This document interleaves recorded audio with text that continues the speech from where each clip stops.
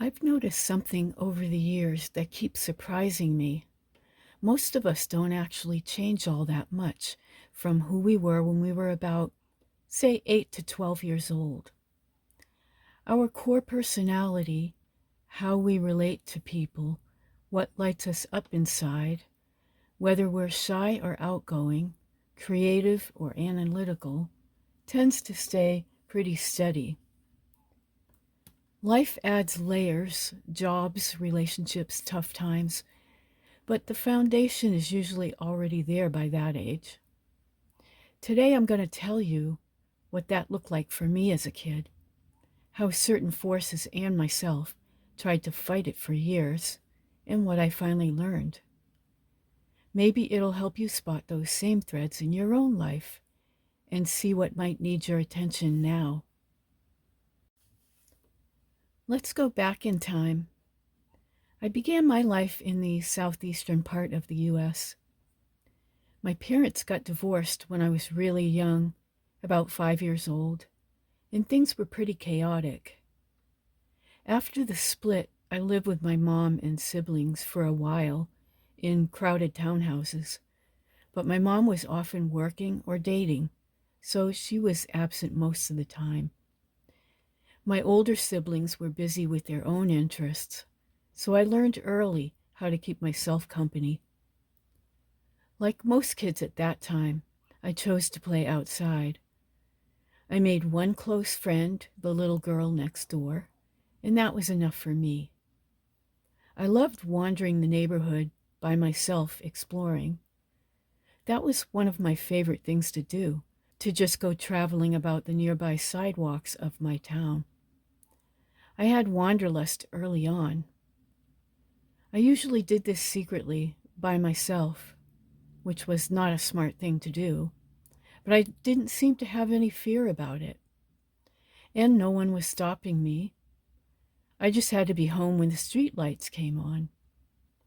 At the same time as I wandered, I noticed the little things in nature and was fascinated by insects, birds, and other small creatures. I'm still fascinated by them today.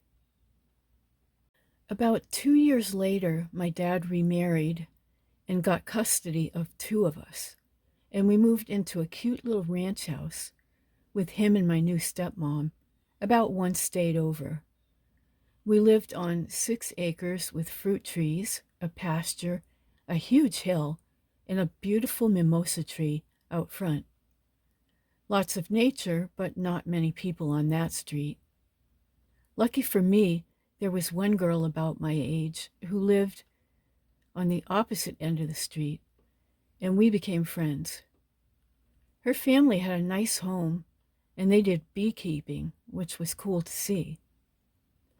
When I was at home, though, I spent a lot of time alone in my new bedroom with a record player. My stepmother gave me all her Elvis records, and sometimes I'd get some records from my sibling when they were finished with them. That's when I really fell in love with music. I'd listen to vinyl for hours. I also kept exploring outside. It felt like freedom, but it really wasn't, as I was told to always stay in view of the house, a rule that had never been imposed on me before. Next, we moved to New England, and my love of music grew even stronger. I started playing musical instruments. First, a Magnus organ, then clarinet in the school orchestra, then guitar and harmonica, which became my favorites. I collected more vinyl records, 45s and 33s. I began writing short stories in my room. At school, I was known as the shy, kind of awkward, introspective one. I only had a few friends. I preferred being creative by myself, again, in my room. I also loved different kinds of kits, like chemistry sets, biology kits, perfume making kits. Languages came easily to me. English and Spanish were my favorite classes. And though that same curiosity and wanderlust I had as a kid never left me, My father and stepmother would not let me explore out of view of the house, which was not far at all. I was being restrained, so my imagination and my room was where I could wander, in stories and in music. I felt happy that my parents encouraged my music by buying me instruments. But when college time came, everything changed. My dad was practical. He worked as a geologist for the government, and at this point, he only thought about money. He discouraged my music.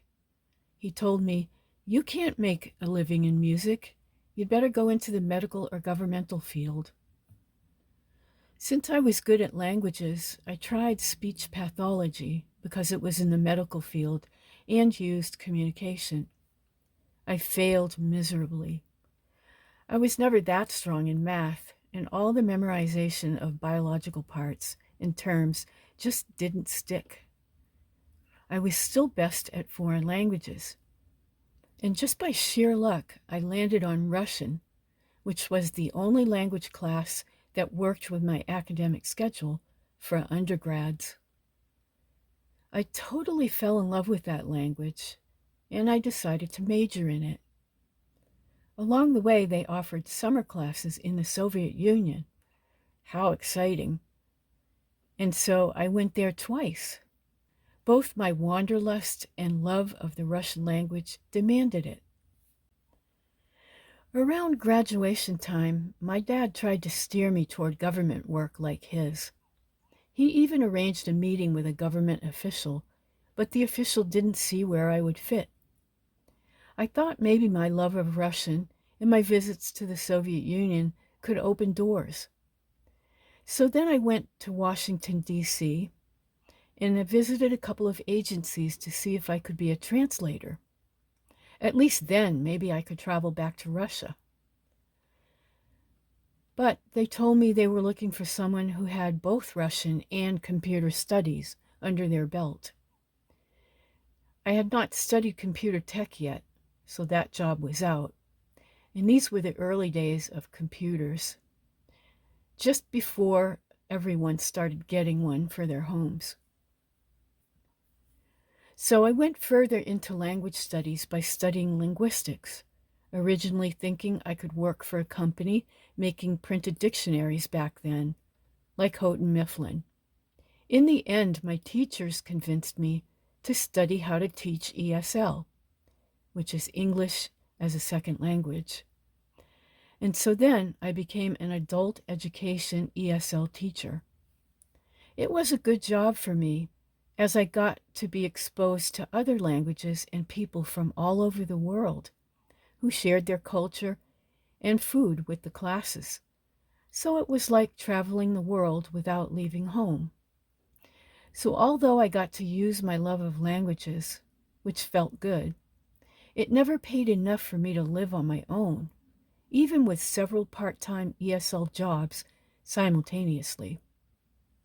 I always needed roommates or partners just to make ends meet. Through all those years, though, I kept playing guitar and singing quietly on the side. And I started writing more. First relationship books after my own heartbreaks, then self-improvement material. Soon I hope to write my memoir of my time in the Soviet Union, which will contain some life lessons of its own.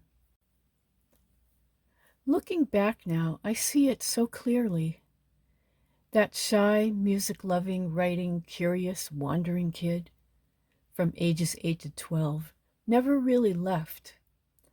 I tried hard to reshape myself into what other people thought would be successful and practical, but life kept steering me back.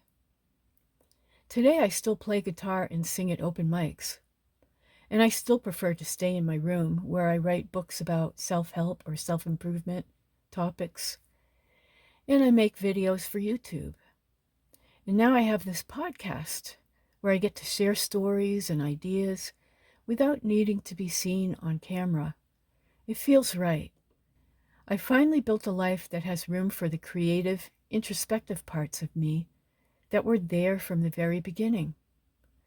the music that my parents encouraged when I was young, and the writing that just sprung from my imagination, they're still here, and they feel like home.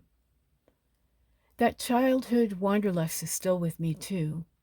I'd love to return to Russia or even visit some Western European countries one day, but I don't have the money to travel right now. But I'm working on it through my self-help products. The pull is still there. What I learned along the way is this. When we ignore the signals our younger self is sending, we can waste years trying to fit into boxes that were never ours. My dad was trying to protect me, and I understand that. But following someone else's fears about money and status led me down paths that drained me and wasted my time. The relief and peace finally came when I stopped fighting my natural wiring and started honoring it instead. So here's my life advice for you. Pay close attention to what you love doing between ages 8 and 12, especially when no one was pushing an agenda. That's often your truest compass. And next, be careful whose voice you let override your own inner knowing, especially about careers and money. And in work and relationships, stop trying to become someone else. Look for paths and people that make space for your real disposition instead of forcing yourself to change. It's never too late to come back to the parts of you that were there as a child. And if you're a parent, watch your kids closely in that 8 to 12 window. You're seeing their blueprint. Guide them. Don't try to remake them. Now, I'd love for you to grab a notebook or your phone notes and sit with these questions. And you can pause the podcast if you want. So, number 1, what did you love doing or thinking about between ages 8 and 12 when you had free time? And what made you lose track of time?